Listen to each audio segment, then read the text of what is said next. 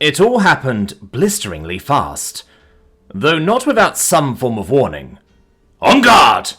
Thalmin bellowed ferociously, barely a second after I nodded at what I first assumed was just a suggestion, a preamble before the ground rules were laid out.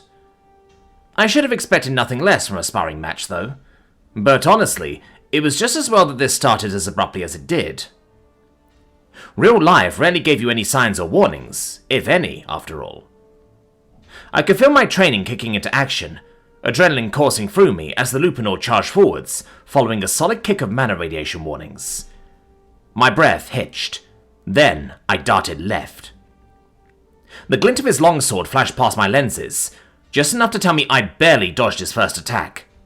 A sharp whoosh followed closely behind.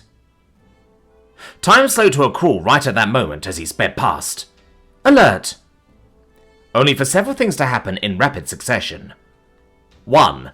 A solid grip suddenly forming around my right wrist. 2. A forced twisting motion of my right arm, pinning it against my back. And 3. A blunt jabbing pressure against my left flank. I barely had time to process even a fraction of the sensations, let alone what happened. "Not prepared?" The Lupinor chuckled, taking a moment to savour his victory, or more specifically, to point out my shortcomings. Perhaps you're still stuck in the mindset of the Crimson Wolves, but let it be known that merely dodging an active combatant doesn't at all guarantee survival following the first strike. Thalmin reiterated this by jabbing the guard of his sword against my flank some more. "Lesson number 9 of the Havenbrockian Knight's Codex. Always keep your opponent in front of you. To face an opponent at a disfavourable stance is still preferable to losing sight of an opponent, or worst of all, allowing an opponent to take up positions behind you." The Lupinor Prince let go of me following that, as I nodded firmly in response. "I admit I wasn't really ready yet, but that's as much my fault as anything," I acknowledged. The opening move of a typical spar is often a free skirmish, a tradition to remind would-be warriors that war often has but one single rule: the silencing of a foe by any means necessary, the prince reasoned. For one cannot expect one's opponent to be as knightly as oneself. Thus, chivalry and the decorum of war must always be carefully weighed against an enemy that refuses to abide by said rules. Thalmin smiled confidently, placing 2 fisted hands by his hips in a valiant pose. "A good warrior must always remain vigilant, ready to take up arms at a moment's notice." "And I was probably over-relying on you for that, Evie," I admitted under a muted mic, more so to myself than the Evie. It was at this point that one of Auntie Rand's parting lessons came to mind, one that hit particularly hard in this instance. "You're going to have to react quicker when dealing with real-world situations, Emma. Power armor and exoskeletons enhance your reflexes," I recalled arguing back, frustrated at her antics at being too serious in our impromptu training sessions. "And both can fail. All they do is augment your reflexes. You need some good baseline ones to start out with, otherwise it makes the gap between skill and projected abilities that much more jarring." "Sounds like you're speaking from experience." "I am." It was that response that threw me off more than any other, as the facade of her invincibility dropped on that day, if only to hammer home the blunt truths of war that I needed to get through my thick skull if I were to decide to follow in her footsteps. "Whether you go LREF or TSEC, ship or power armor, there's no one in command but yourself. A VI, a construct, or program is only as useful as the operator that wields it. And it can't multiply your capabilities if you're multiplying by a skill set of 0, she stated bluntly. Over-relying on them can lead to an atrophy of your own abilities before you even get off the ground. I, along with everyone else in my company, understand this intrinsically, but only after we learned it the hard way." I recalled her pausing, allowing me to just take that in for a moment. "I don't want you to learn it the same way we did, because the ones who didn't learn that lesson in time didn't get a second chance." "But don't be so down about it, Emma." Thalmin suddenly pulled me out of my reverie, slapping me hard on my shoulder. "Consider it a much-needed warm-up," he quickly added with a smile. With a nod of acknowledgement from my end, the prince quickly took a few steps back, all the while keeping a solid grip on the hilt of his sword. The rules from here on out are simple. Subdue your opponent either by takeout strikes or by achieving a killing blow. Parrying is optional. Thamin smiled, cocking his head as he did so. So, are you ready for the next round? As ready as I'll ever be, Thamin, I offered, pulling out my knife. The prince, just as quickly, leaped in my direction this time around. The man flew forward with a speed and finesse that was more than difficult to counter, putting me on the back foot. His advances forced me to constantly move, trying to dodge his every attempt to make contact with his blade. Though this proved to be easier said than done. The wolf seemed to read my every move, stepping in to fill the empty spaces left in my wake, and keeping me constantly and consistently on my toes. I struggled to coordinate and counter what was, in effect, two distinct battles happening at once, one with his physical form commanding the motions of the battle, and the other being his actual offensive thrusts. Each swing felt smooth, planned, yet remained unpredictable in their trajectories. My frustration grew. Each time I thought I figured out a pattern or some logic in his attacks, I found him switching seamlessly into new techniques, completely circumventing my attempts at working up an appropriate counter. From heavy thrusts that forced me to dart sideways, to overhead slashes that pushed me into ducking and weaving, to these grand, swooping, cutting motions resembling tactics reserved for those giant Zweihanders. I ended up not winded, but disoriented by the constant flow of the battle, finding myself doing catch-up as we ended up lapping once, twice, thrice, along the entire perimeter of the room. Then, at about the third round, I noticed it. Not a pattern nor any sort of trick, but a slight reduction in the prince's ferocity. He was slowing down, his movements less fluid and more forced. This was my chance. My grip tightened around the hilt of my combat knife. I watched for an opening, for that small but growing gap between each change of his combat style. I huffed, my breath straining as I finally saw it. An opening. A slight gap in the Lupinor's attack as he prepared for a cleaving swing. I darted rightwards as he swung down, sidestepping and sliding across the floor in a mad dash towards his back. I pushed forward, knife in hand, ready to strike. Whoosh! Before suddenly being met by an impossible display of acrobatics, as the prince quite literally planted the tip of his sword in the floor, pushing his entire weight into the hilt of said sword, before propelling himself upwards, avoiding my assault entirely. It took me a half second before I figured out his next move, but by then it was too late. I felt a palpable force pushing up against my side, the prince giving his all, and slamming feet first into my left flank, forcing me down to the ground with an unceremonious thud. The sounds of impact probably made it seem a lot worse than it was, because despite all of that, I was left not with broken ribs or bruising sides, but just a small bout of dizziness. The armor clearly shielded me not just from harm, but pain as well.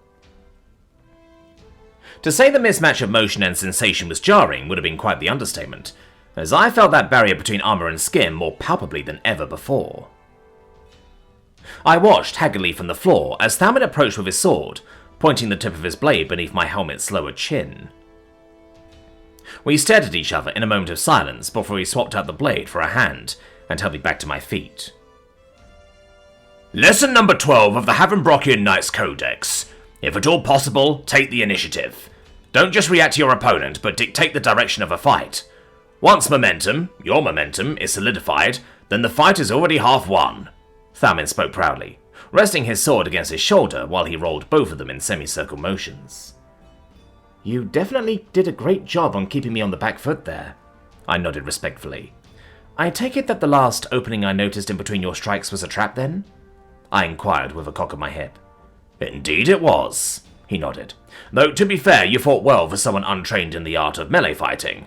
Most, if not all, of the other students at the academy would have long since crumpled at the first few opening moves.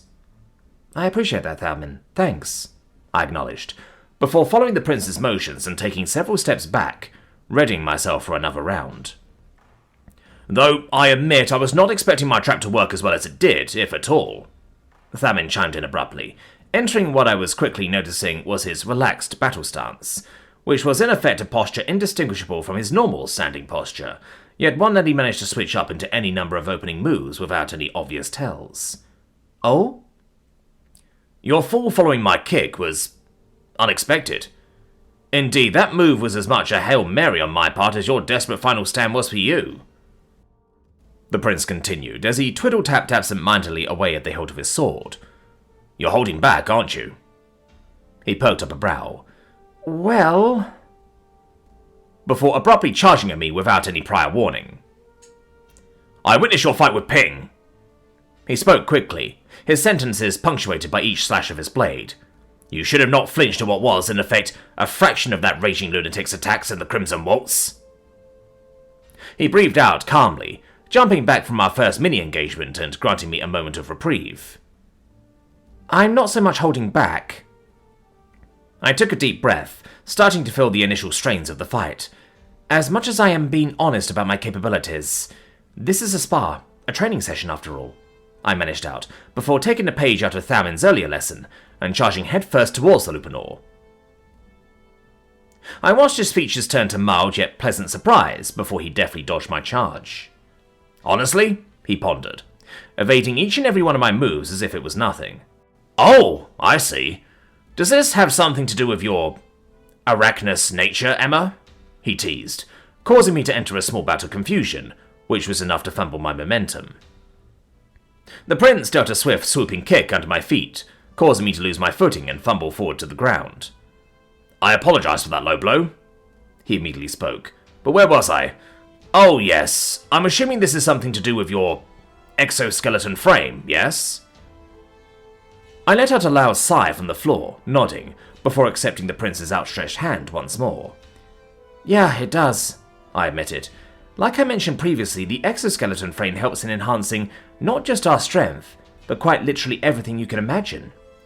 This includes the ability to completely tank Ping's strikes, which, mind you, was magically augmented. So I consider it to be a fair equalizer in making up for the magic advantage. I put those last two words into heavy emphasis, even going so far as to raise both left and right index and middle fingers to air quote it. Whilst the latter motion caused some confusion to form in the prince, the Lupanor eventually acknowledged the rest of my explanation with a firm nod. I appreciate your candidness, Emma. He switched from a nod to a slight head bow. Let it be known that I am likewise respecting the universal rules of the spar, by using only passive enchantments on my weapon and not my form.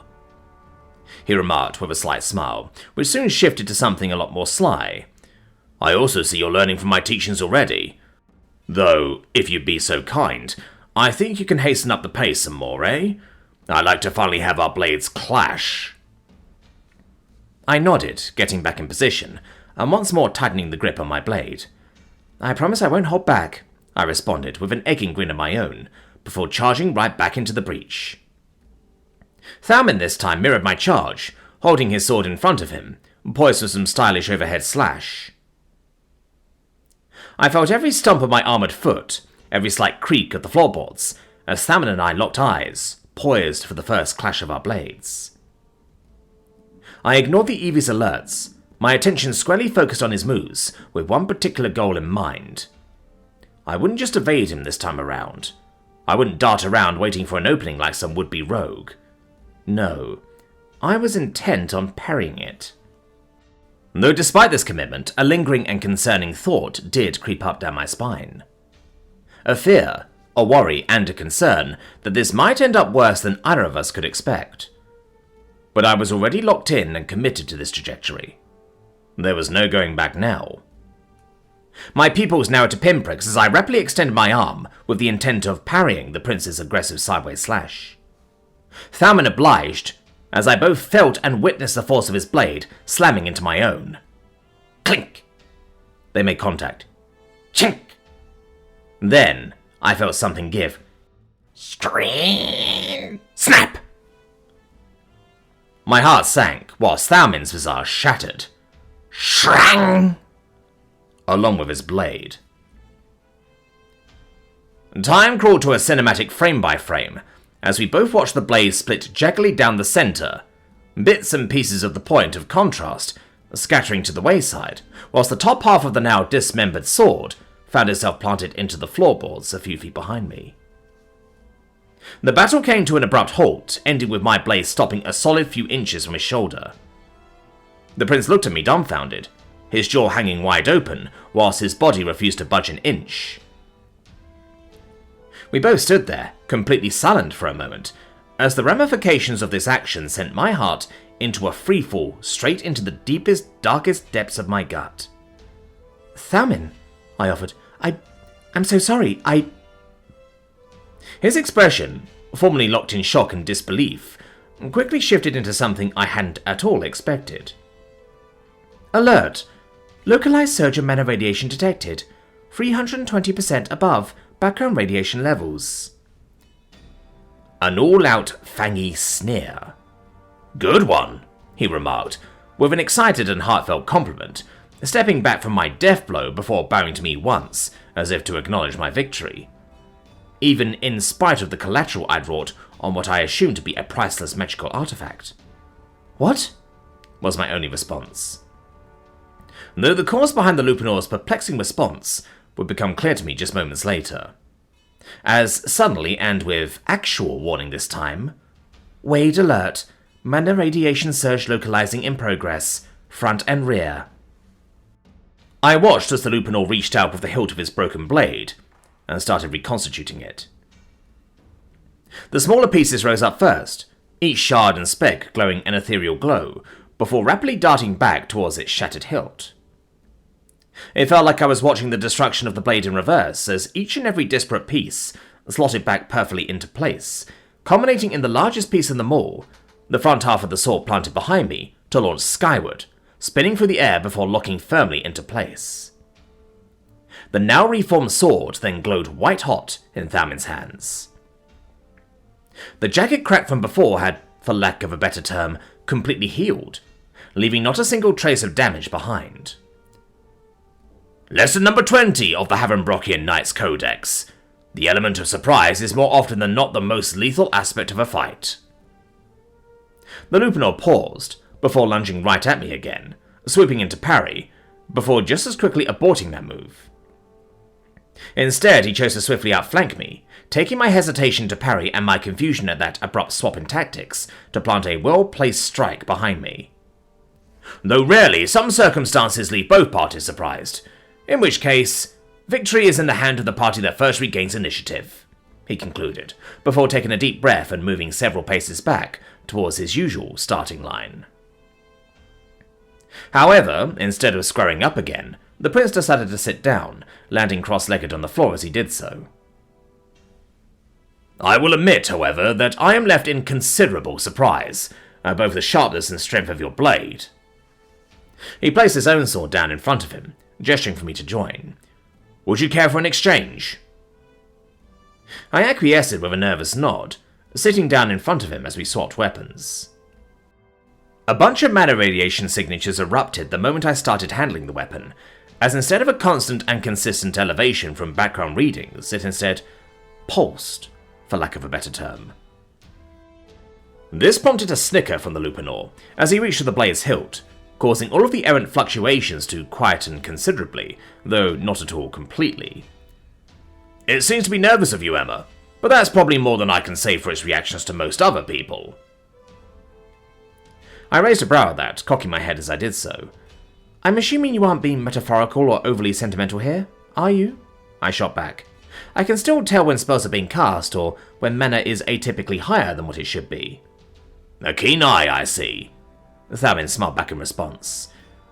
Does this have anything to do with the whole reassembly process I saw earlier?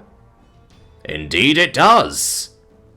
The prince grinned snarkily, as if finally excited to be able to demonstrate some of his own toys this time around. As you can imagine, a blade does not typically reform after such a catastrophic setback. This goes for typically enchanted blades, no matter how masterfully crafted. My mind immediately thought back to Sorasar's tirades on the nature of weapon enchantments, as I brought up one of the points observed during that hour-long lecture. That's because of the nature of enchanted blades, right? At least the typical variety. From what I recall, there's a core that runs through the center of it, from hilt to tip. So breaking the blade kind of severs that core, I offered. Exactly, Thamin nodded excitedly. My blade belongs to a completely different class of enchanted items. Indeed, I'd be remiss if I even referred to it as enchanted in the typical sense. Artificers and forgers alike would shudder at this misnomer, as in actuality the blade isn't enchanted at all, but instead stitched. Soul-stitched. I blinked rapidly at that revelation, my hands quivering at the implications of exactly what the Lupulor was saying. That sounds questionable, Thalmin. I hope that doesn't mean what I think it means. My voice darkened, prompting Thalmin to quickly raise both hands, as he quickly realized the miscommunication currently underway. I understand the term might sound unpalatable, especially after your experiences with Eleanor's soulbound contract, he began. As well as Professor Sorosar's whole soulbound thing too, I quickly added.